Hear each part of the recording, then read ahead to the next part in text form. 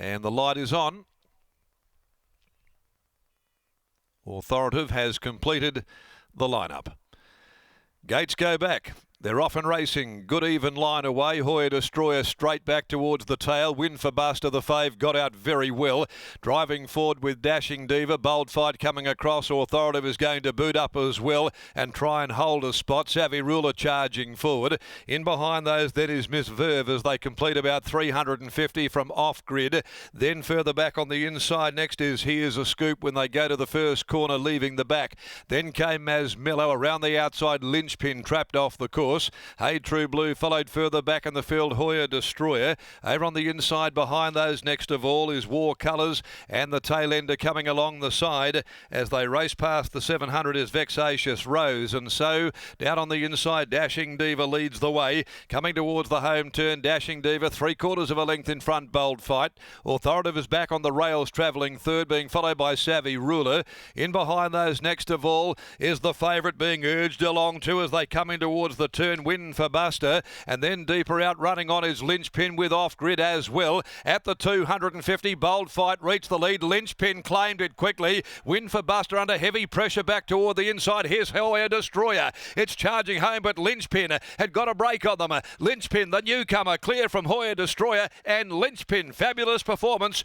The debutant wins it. Lynchpin beat Hoya Destroyer. Vexatious Rose got right up near the inside for third. In behind them, Authoritative and Masmello. Off grid, Miss Verve. Savvy Ruler followed further back by Here's a Scoop.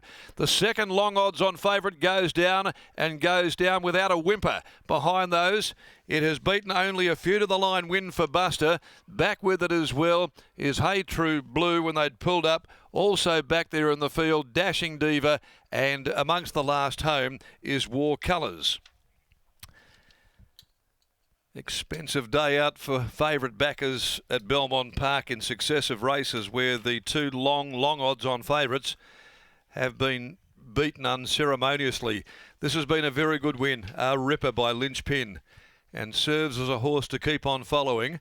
1400 first up, and looks as though he'll stick all day. Off the course, drew the river, and has won impressively.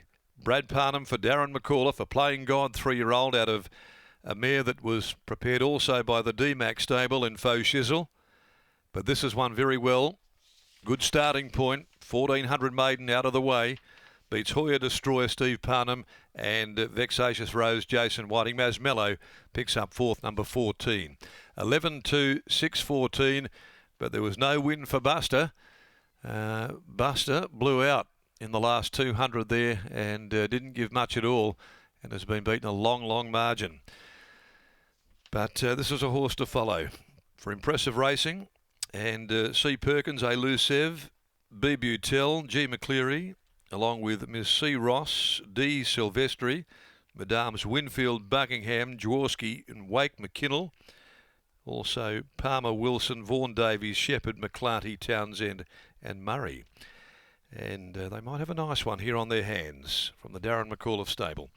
Won by a length and a half. Same margin second and third in 124.92. 36.14 the split, but he's got a nice make and shape about him. That is for sure. Lynchpin. Runner-up, Hoya Destroyer again with another minor placing by Smart Missile. Steve Parnham for Steph Verhala. Vexatious Rose, 2 good runs in a row now this campaign. She's a daughter of Universal Ruler from the Danehill Rose. Jason Whiting for trainer Jeremy Easthope. Race 6, the Schweppes Handicap over 1,200 metres, comes up at 4:30 this afternoon. Let's go back downstairs to Lockie. And Lock, there were plenty that thought that Lynchpin had an undeniable chance, albeit against a short-priced favourite here. But the 1400 had some punters licking their chops this afternoon. Thanks, Darren. Well, that's the starting point as Darren McCauliffe joins me now. Darren, throughout your training career, you haven't been afraid to start a horse at 14 or even a mile, and this horse, he looks like he'll run all day. Yeah, he's a lovely horse. First Playing God I've had, and yeah, we've always known he's pretty talented. Yeah, just nice to have my first Playing God.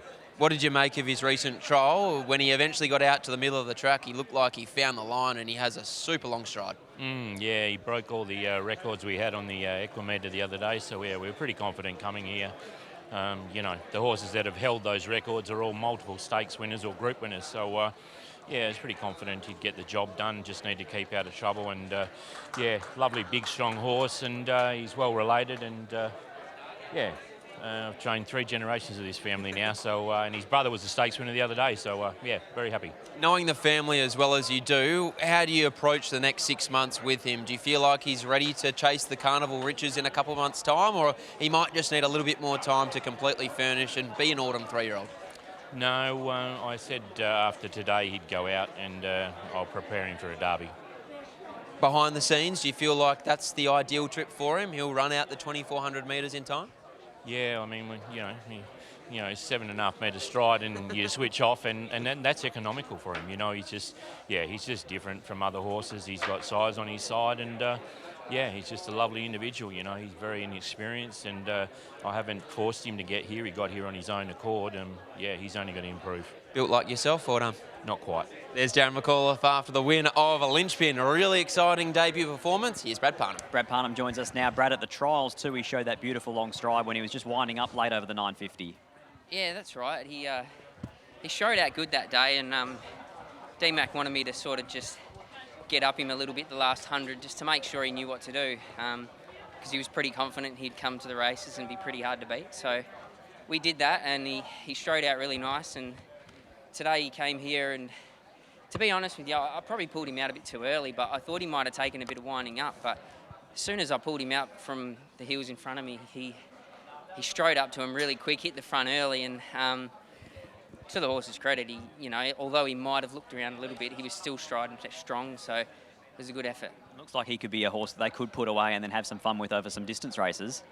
Yeah, for sure. I mean, he's got a nice big stride on him, and his family's pretty good. So look, I think he's going to make the grade, and yeah, I don't know what D-Mac does with him from now, but whatever he does with him, I can see him sort of lining up in better races in years to come. Bit of a beaten jocks moment from the previous. Brad Parnham, Brave Wasp. Yeah, look, I did get caught a little bit wide, and admittedly I started striding into the race with William, who ended up winning, and I thought I might have been beaten to him and been a solid run, but the last 100 was probably a bit of a concern. Didn't quite finish it off, so it might just need a bit of a colder ride, and might only have a short, sharp kick on it. So yeah, I was a little bit disappointed, but hopefully the horse can bounce back. Congratulations, well done. Thank you. There's Brad Parnham. He combines with Darren McAuliffe and a really nice 3-year-old Linchpin. It doesn't sound like we'll see him heading towards the WA Guineas, but certainly throughout the Autumn Carnival, he'll be making his presence felt. He takes out the first leg of the quaddie, the Drum and Golf Maiden.